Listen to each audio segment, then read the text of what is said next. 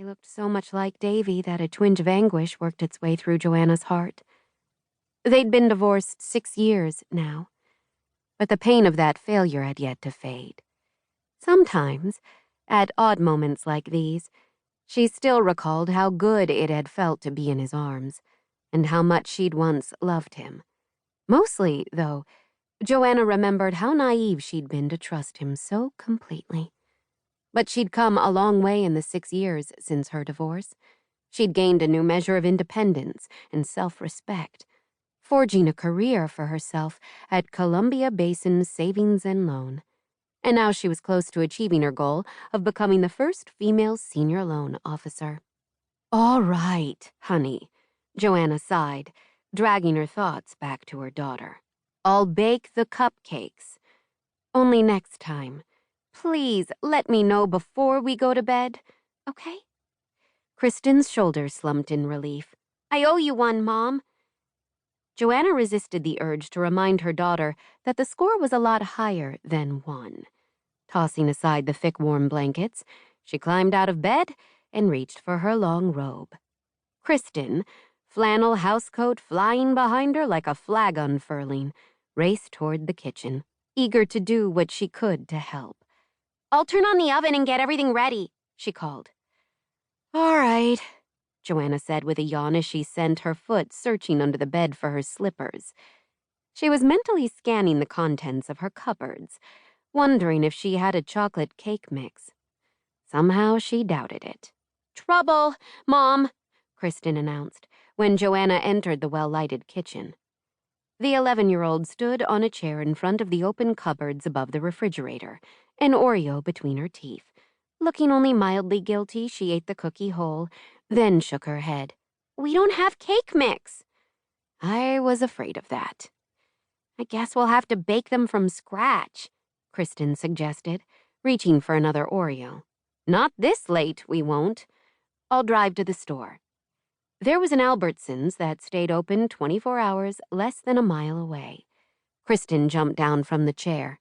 The pockets of her bathrobe were stuffed full of cookies, but her attempt to conceal them failed. Joanna pointed toward the cookie jar, and dutifully Kristen emptied her pockets. When Kristen had finished, Joanna yawned again and ambled back into her bedroom. "Mom, if you're going to the store, I suppose I should go with you."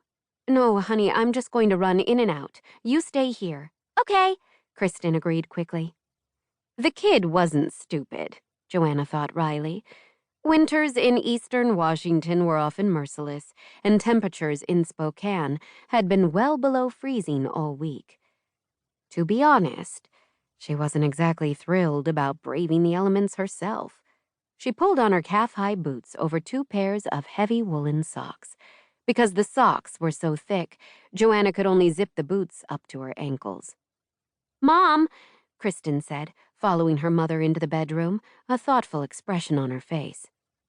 "Have you ever thought of getting married again?" Surprised, Joanna looked up and studied her daughter.